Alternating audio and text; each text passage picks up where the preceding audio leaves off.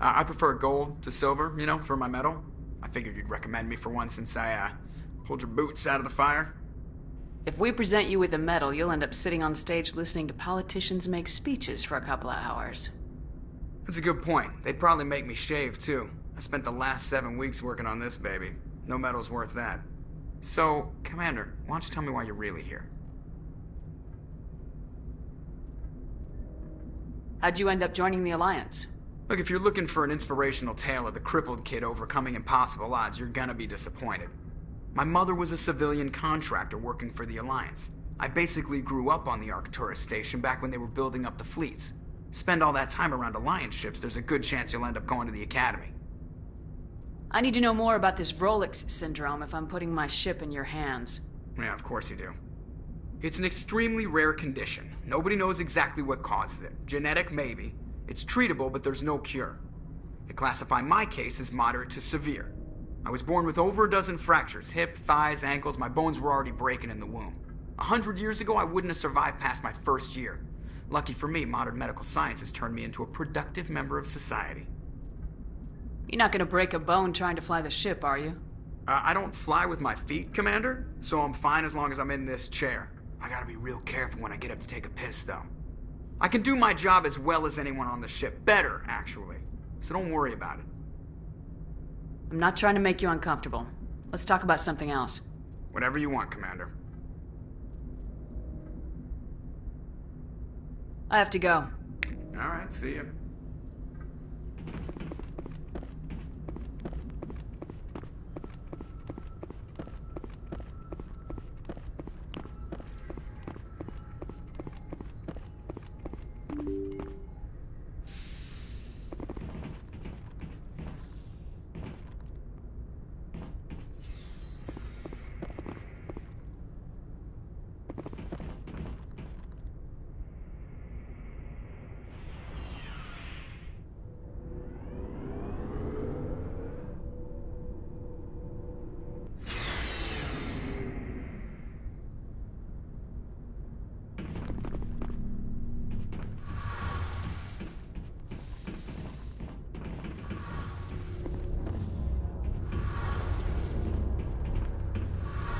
Shepard, I'm glad you're here. Good to see you smiling again, so to speak. I'm sleeping much better now. I guess I'm getting used to how quiet your ship is. But I don't want this to get in the way of our mission, Shepard. First, we stop Saren. Then I'll worry about my own problems.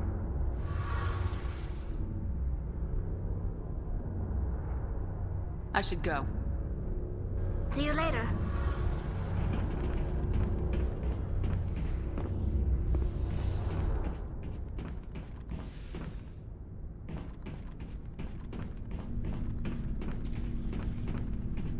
Commander, good to see you. You've been with C-Sec a while. Have you seen much action? Well, not as much as you, but yeah, I've seen some interesting things. I bet you have.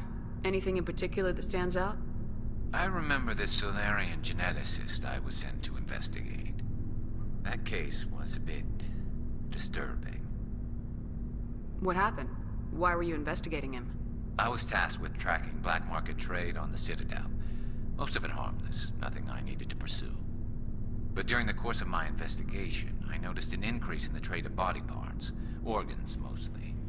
We usually get a few of those, but not the numbers I was seeing. We weren't sure if there was a new black market lab or if some freak was harvesting organs from citizens. You've seen this before on the Citadel? Every so often, some lab sells unwanted parts through the black market, but they're not as bad as the psychos. I remember this one Elcor diplomat we caught in my first year on the job. He was hacking people up and selling their organs, had the station in a bit of a panic. But this case wasn't that clear-cut. Turns out there was more going on than we first realized. So how did you figure out what was happening?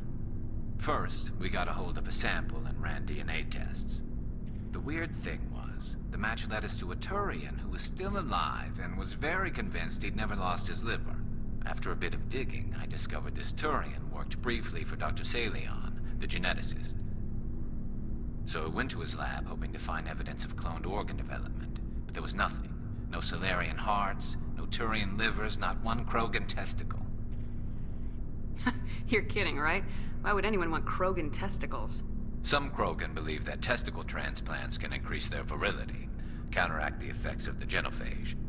It doesn't work, but that doesn't stop them from buying. They'll pay up to 10,000 credits each. That's 40,000 for a full set. Somebody's making a killing out there. What'd you do about the geneticist? I brought in some of his employees for interrogation, to see if I could get them to talk. While I was interviewing one of them, I came across something suspicious. Yeah? Go on. One of my detainees started bleeding profusely during the interview. We offered to patch him up, and he got frantic, freaked out. I ordered a full exam to find out what was going on.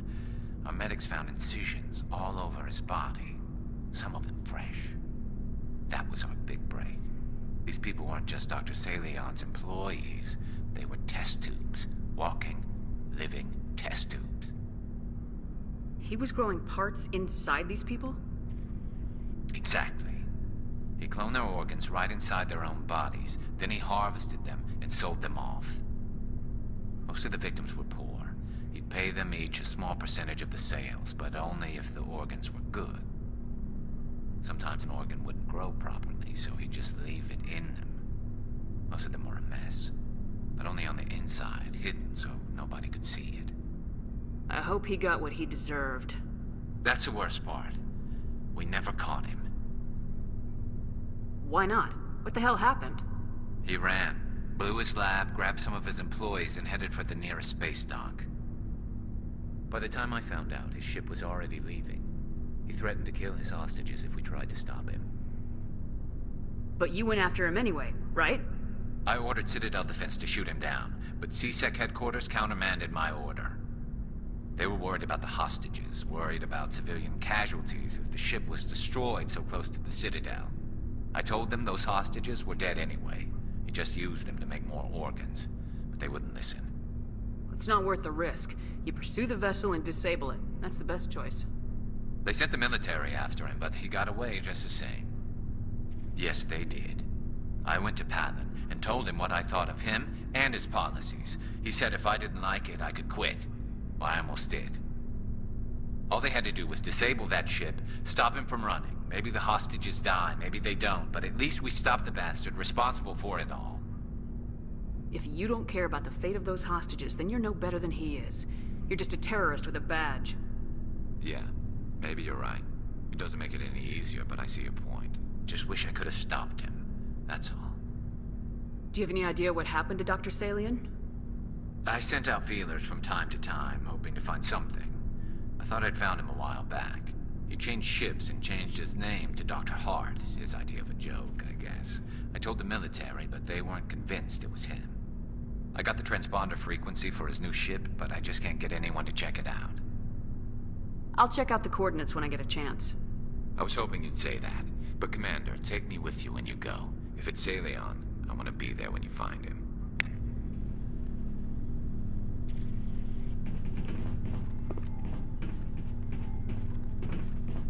Commander?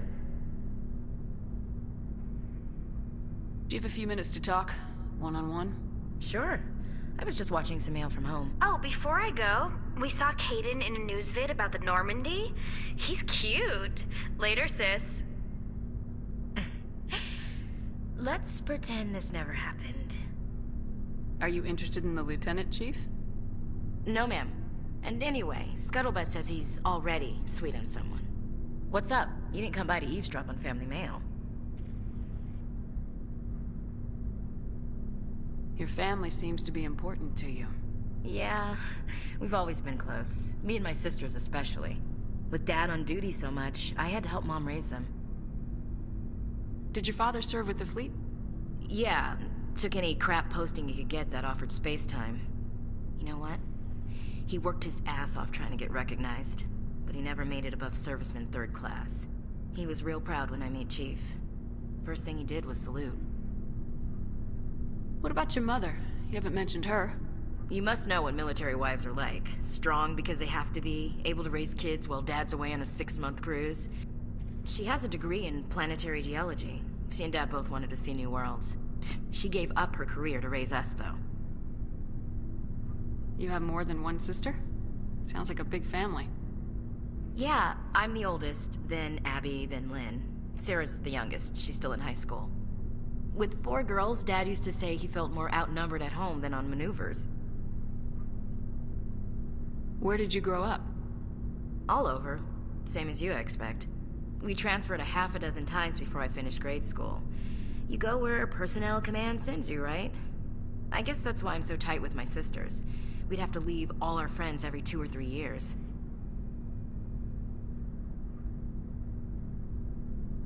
I was an only child, but I get the idea. At least one of my parents was always on duty. Yeah, military families, eh? With schedules like that, it's a wonder we ever have kids anymore. Things were tense between Sarah and me for a while.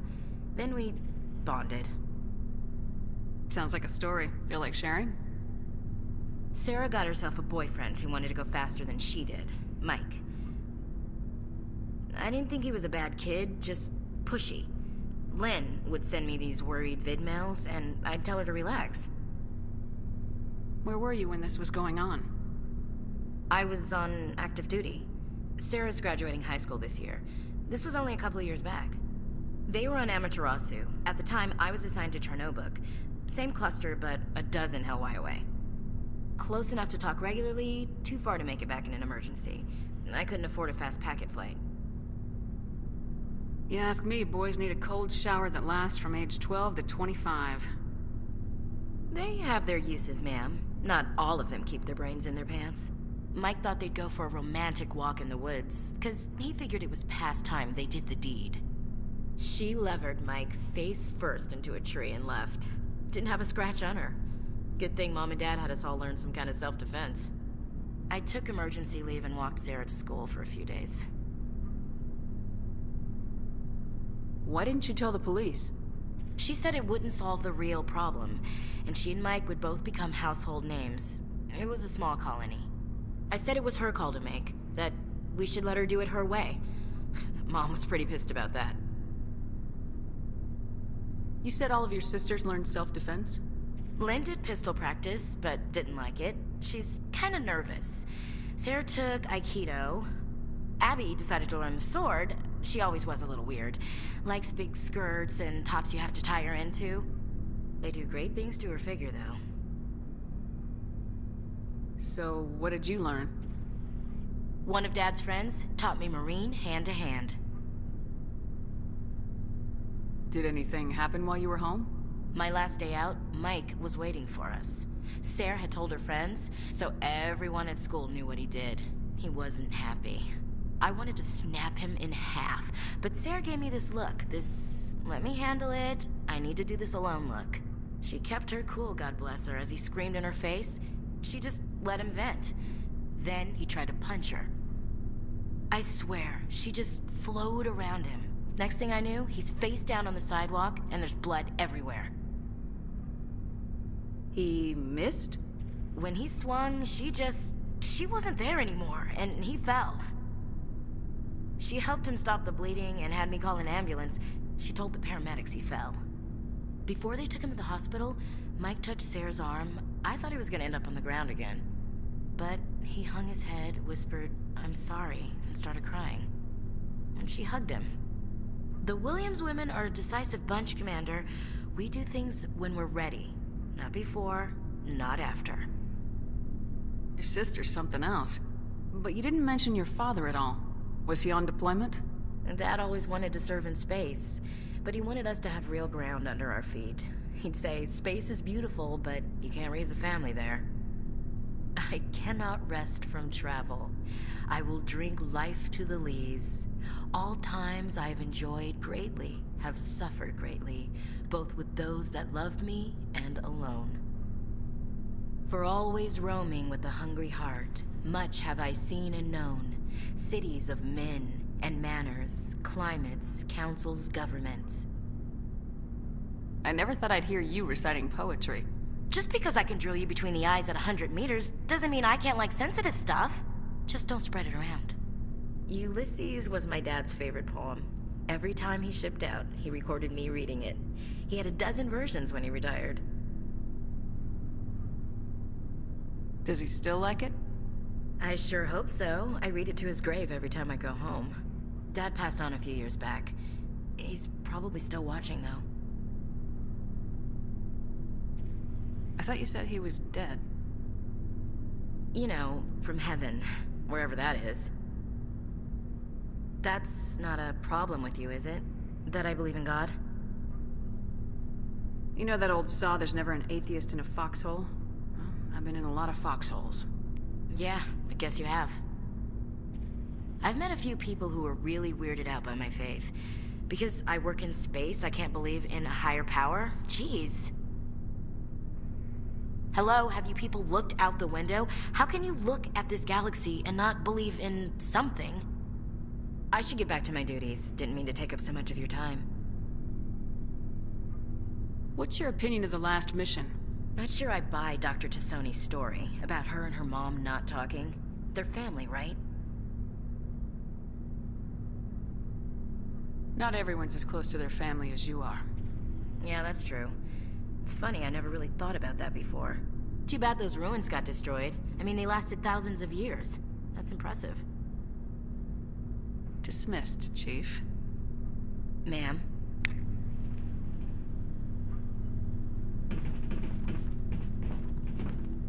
What do you want, Shepard? Why did you become a mercenary?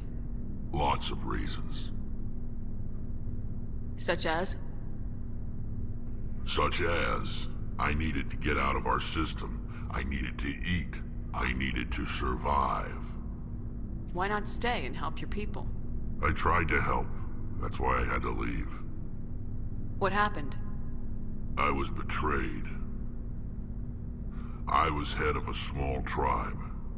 We were trying to restore order after the war, but the other tribes were against us.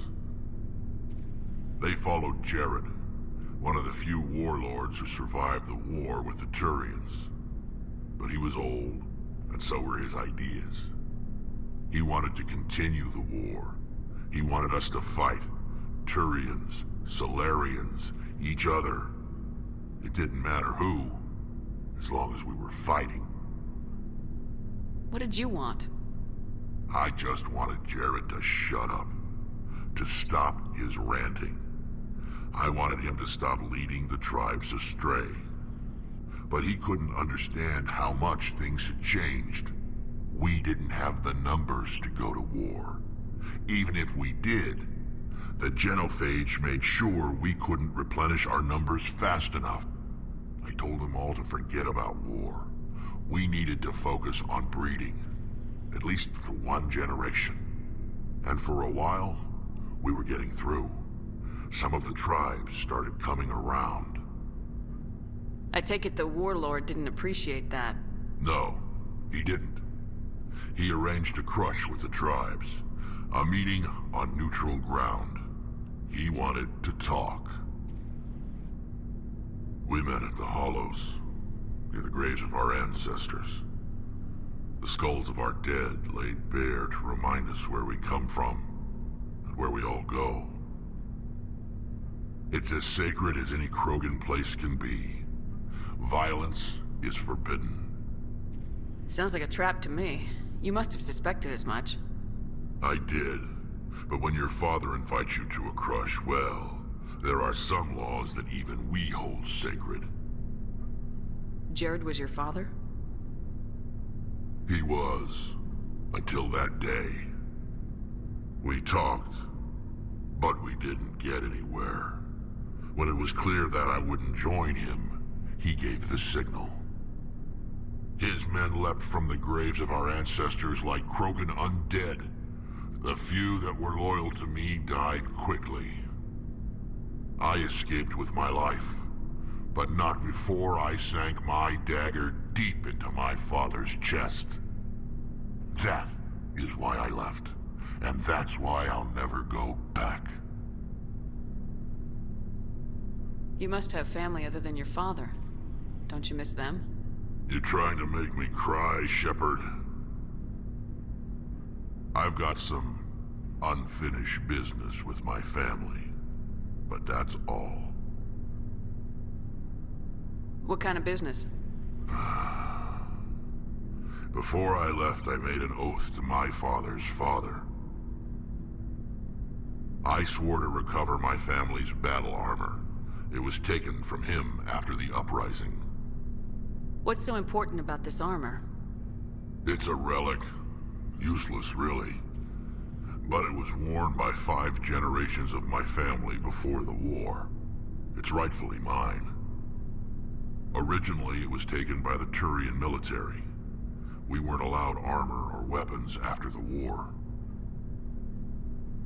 Now, it's in the hands of Ton Actus, a Turian scum who collects relics from the war. He's made millions selling Krogan artifacts that were stolen from my people. He's got several bases where he stores his goods, all fortified and guarded. I just don't know which base has my family's armor. Just tell me where to start looking. I'll upload the data to your nav system. But Commander, I want to be there when you find him. So long, Rex. Shepard.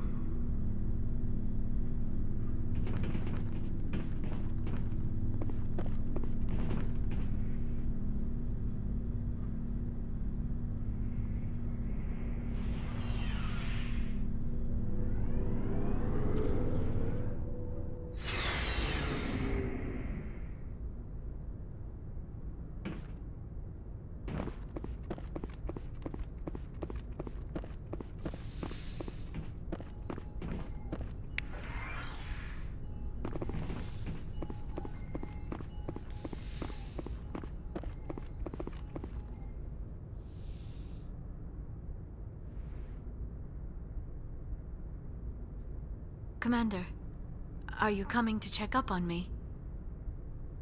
You look much better. How are you feeling? Dr. Chakwas assures me I am going to be fine. I was impressed with her knowledge of Asari physiology. You're in good hands. Dr. Chakwas knows what she's doing. I never properly thanked you for saving me from the Geth, Commander. If you hadn't shown up, I'm just glad we got there in time. So am I. I know you took a chance bringing me aboard this ship. I have seen the way your crew looks at me. They do not trust me. But I am not like Benezia. I will do whatever I can to help you stop Saren. I promise. Don't worry, Liara. I trust you. I know you won't let me down. It means a lot to hear you say that, Commander. Thank you. Tell me about yourself, Liara. Me? I am afraid I am not very interesting, Commander. I spend most of my time on remote digs, unearthing mundane items buried in long-forgotten Prothean ruins. You must enjoy something about it. I love my work. Seeking out history's lost secrets has a special appeal for me. You were actually touched by working Prothean technology. That is why I find you so fascinating, Commander. Sounds like you want to dissect me in a lab somewhere. What? No, I did not mean to insinuate. I never meant to offend you, Shepard. I only meant that you would be an interesting specimen for an in-depth study. No, that's even worse. Calm down, Liara. I was only joking. Joking? Oh, by the goddess, how could I be so dense? You must think I am a complete and utter fool. Now you know why I prefer to spend my time in the field with data disks and computers. I always seem to say something embarrassing around other people. Please, just pretend this conversation never happened. I'd like to know more about the Asari. We were the first species to discover the Citadel. We were instrumental in forming the Council, and we always strive to be the voice of peaceful cooperation in galactic disputes. My people believe we are all part of a single galactic community. Each species contributes something to the greater whole. Although we seek to understand other species, it seems few of them seek to understand us. The galaxy is filled with rumors and misinformation about my people. Like what? Most of the inaccuracies are centered around our mating rituals. My species is monogendered. Male and female have no real meaning for us. We still require a partner to reproduce. This second parent, however, may be of any species and any gender.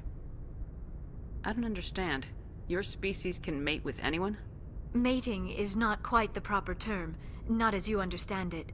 Physical contact may or may not be involved, but it is not an essential element of the union. The true connection is mental.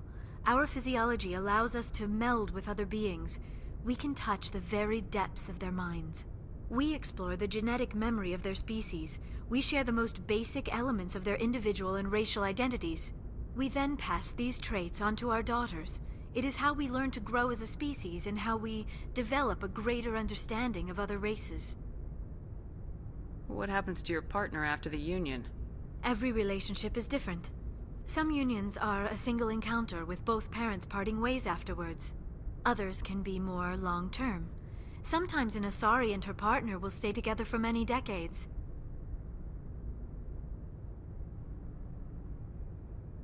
Do you know who Matriarch Benezia chose as her partner? She rarely spoke of her partner. Though I know my father, if you want to use that term, was another Asari. I thought you always needed another species to serve as one of the parents. Think about it, Shepard. If we were not able to mate with our own species, we would have died out long before we ever mastered spaceflight and left our homeworld.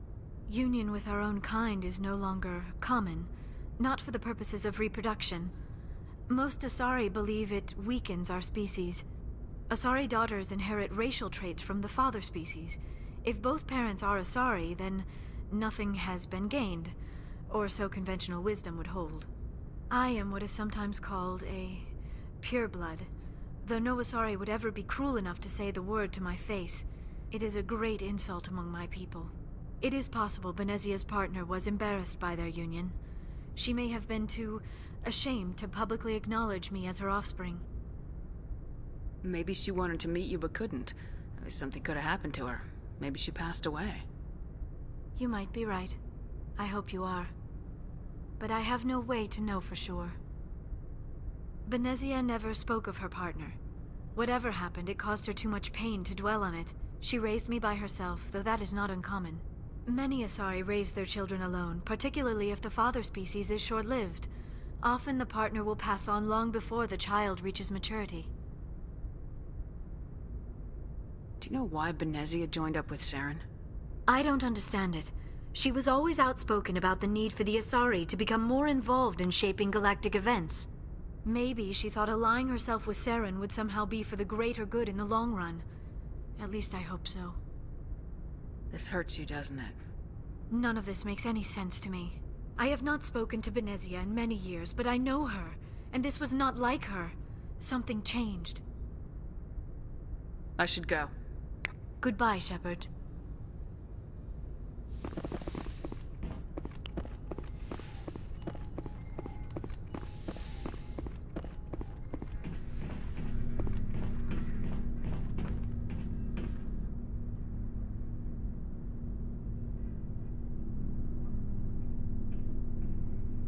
Do you have some time to talk now, Commander? Of course. Have a seat. We've played it pretty close to the book so far, but we're a long way from backup. We've got some tough calls to make. I'm just saying, try to leave yourself a way out. I've seen what cutting corners can do, and I'd hate to have that happen to you, Shepard. Commander. It's a personal observation, Caden. I don't want to step on anyone else's toes, especially if you're if I have misread your interests. Someone? You're referring to our young Prothean expert. I think she's older than both of us put together, but, yeah. There's a lower deck rumor that she's, interested in you, as more than a source of Prothean data. She's a very interesting lady. Not to my, tastes, but, I never claimed to be big on alien culture. You seem awfully worried about my personal affairs. It's just that we don't have much downtime these days. I like being around you, but I don't want to take up your personal time. Look, you didn't want to talk about Liara, did you? What's your real issue? You're right. Sorry. It wasn't, Liara's not my main concern. I'm not questioning any decision you've made, Shepard. Let me be clear about that. It's just my experience that once someone lets something slide, it tends to pick up speed. Do you get my meaning? Talk to me, Caden. You got a little black rain cloud sitting over your head. I'll try to keep the deck dry. You know the records about the biotic training out on Jump Zero? They're all classified, because the Alliance made mistakes. After first contact, Kinetics was set up to track Element Zero exposures and develop implants for humans. Once we had an embassy on the Citadel, Kinetics could bring in experts instead of taking it slow. Is there some reason we couldn't learn it on our own? They didn't know where to start. I mean, hell, it took a couple of years to even link biotics and Ezo. Forget trying to get the kids to move stuff. They had trouble just helping them not break their own limbs. And their choice of teachers didn't help much. The only experts would have to be aliens. Dead on.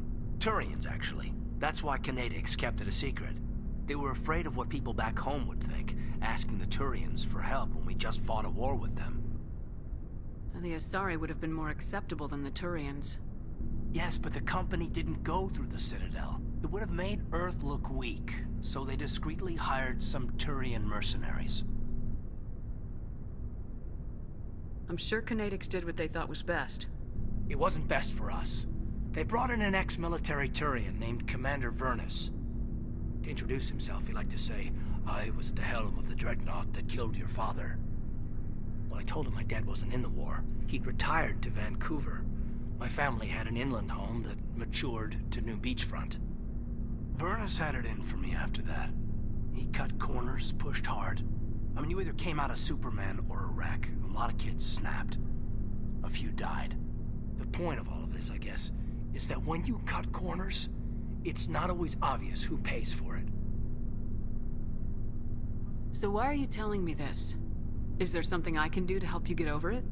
I'm 32, Shepard. You don't serve as long as I have without coming to terms with yourself. You also learn that if someone is special to you, you help them. Try to keep them from making mistakes. Special, huh? If I'm out of line, just say the word. You're not out of line, Caden. But there are regs. I get you, Shepard. I don't make a habit of complicating the chain of command. Just think about what I said. What's your opinion on the last mission? Dr. Tassoni. She seems nice enough. I mean, if you like the bookish sort. Any intentions there, Lieutenant? None, Commander. I prefer adventurous women. We'll talk later, Caden. I'd like that.